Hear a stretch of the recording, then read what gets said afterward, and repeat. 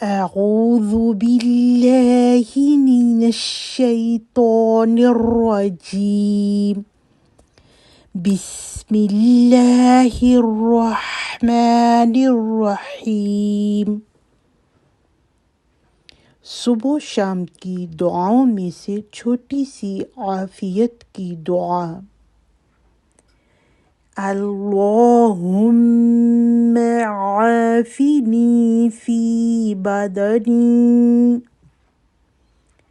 اللہم عافنی فی سمعی، اللہم عافنی فی بصری، لا الہ الا انت۔ اے اللہ، تو میرے جسم کو عافیت نصیب کر۔ اے اللہ، تو میرے کان کو عافیت عطا کر۔ اے اللہ، تو میری نگاہ کو عافیت سے نواز دے۔ تیرے سوا کوئی معبود برحق نہیں، تیرے سوا کوئی الہ نہیں۔ چھوٹی سی دعا بڑے وسیع معنی رکھتی ہے۔ اللہ سبحانہ و تعالیٰ سے ہم کیا مانگ رہے ہیں؟ عافیت۔ عافیت میں کیا آتا ہے؟ حفاظت، سکھ، چین، سکون، تندرستی، دنیا و آخرت کی ہر بھلائی، ہر حسنات شامل ہے۔ آپ صلی اللہ علیہ وسلم کا ارشاد ہے، اپنے لیے، اپنے اہل و عیال، دوست احباب کے لیے عافیت مانگا کرو۔ تو عافیت سب سے پہلے بدن میں، جسم تندرست ہے تو سارا کچھ ہی ٹھیک ہے۔ اگر جسم ہی ٹھیک نہیں تو پھر انسان کسی قابل نہیں۔ رسول اللہ صلی اللہ علیہ وسلم نے فرمایا، سن لو، جسم میں گوشت کا ایک ٹکڑا ہے، اگر وہ صحیح ہے تو سارا جسم صحیح ہوتا ہے، اگر وہ خراب ہو جائے تو سارا جسم خراب ہو جاتا ہے۔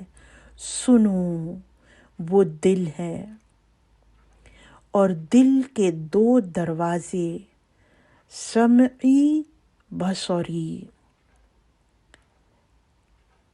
کان اور آنکھ۔ تو ہمیں ان دو چیزوں کے اوپر فوکس کرنا ہے، ان اعضاء کا صحیح استعمال کرنا ہے، اللہ کے حکم کے مطابق۔ سننا وہ ہے جو میرے رب نے مجھ سے سننا پسند کیا، نگاہ اس کی طرف اٹھے جو میرے رب کو پسند ہے۔ یہی وہ چیزیں ہیں جس کا صحیح استعمال کر کے ہم دنیا میں بھی سکون، چین سے رہ سکتے ہیں، اور آخرت میں بھی یہی اعضاء ہمارے حق میں گواہی دیں گے، کیونکہ دیکھنے اور سننے کے اثرات جسم کے اوپر اثر کرتے ہیں، یا تو جسم کو مضبوط بنا دیتے ہیں یا کمزور۔ اور قرآن میں بھی ان دو اعضاء کا الگ سے بہت دفعہ ذکر کیا گیا کہ جو لوگ اللہ کی بات نہیں مانتے ان کے لیے پھر وعید سنائی گئی، ان دو اعضاء کا استعمال جو ٹھیک طرح نہیں کرتے۔ شروع قرآن میں ہی ہمیں یہ بات بتا دی جاتی ہے، ختم اللہ علی قلوبہم وعلی سمعہم وعلی ابصارہم غشاوہ وَلَهُمْ عَذَابٌ عَظِيمٌ۔ اور آیت نمبر 18 میں اللہ سبحانہ و تعالیٰ کیا فرماتی ہیں؟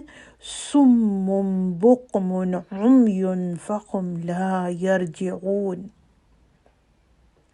وہ بہرے ہیں، گنگے ہیں، اندھے ہیں، بس وہ نہیں لوٹیں گے۔ تو ان اعضاء کو ہم سمجھتے تو اپنا ہے، لیکن یہ ہے بھی ہمارے، لیکن یہ اللہ سبحانہ و تعالیٰ نے ہمیں امانت دیے ہیں، تو اللہ کے سوا کوئی ان کی حفاظت بھی نہیں کر سکتا۔ ہم کوشش کر سکتے ہیں، اس لیے دعا کے آخر میں لا الہ الا انت، کہ اللہ تیرے سوا کوئی الہ نہیں، ہم ایکسیپٹ کر رہی ہیں، اس میں عاجزی ہے کہ اللہ تو ہی بس میرے بدن کو، میری سماعت کو، میری آنکھ کو، نگاہ کو بس حفاظت میں رکھنا، عافیت میں رکھنا۔ تو آئیے اب تجوید کے ساتھ اس کو دیکھتے ہیں۔ اللہم میم مشدد، اللہ کا نام ہیوی پڑھیں گے پر، اور میم پہ غنہ کریں گے۔ عافینی، اور نی مدہ، یا کے اوپر سکون نہیں ہے تو یہ عربک ٹیکسٹ ایسے ہی ہوتا ہے۔ الف اور یا مدہ، اور درمیان میں فا ہے اس کو لمبا نہیں کریں گے۔ فی یا مدہ، بادانی یا مدہ، اس کو بد نہیں پڑھیں گے، دال کے اوپر سکون نہیں ڈالنا، بعض دفعہ یہ غلطی ہو جاتی ہے، تو بادانی۔ اللہم عافینی فی سمعی، یہ تینوں الفاظ وہی بار بار آئیں گے، اور سمعی ای یا مدہ۔ اللہم عافینی فی بصری، ری بھی یا مدہ، لیکن یہاں بھی بس نہیں کرنا، صاد کے اوپر سکون نہیں ڈالنا، زبر ہے۔ بصری، لا الہ، لا الف مدہ کے بعد حمزہ ہے تو یہ مد منفصل، الا کھڑا زبر مدہ، ہاں لمبا نہیں کریں گے، الا لام کے اوپر شد ہے، اور اس کے بعد الف مدہ کے بعد حمزہ مد منفصل، انت نون ساکن کے بعد تا اخفا، اور یہاں پہ رک جائیں گے، انتا نہیں پڑھیں گے، انت۔ اللہم عافینی فی بدنی، اللہم عافینی فی سمعی، اللہم عافینی فی بصری، لا الہ الا انت ربنا تقبل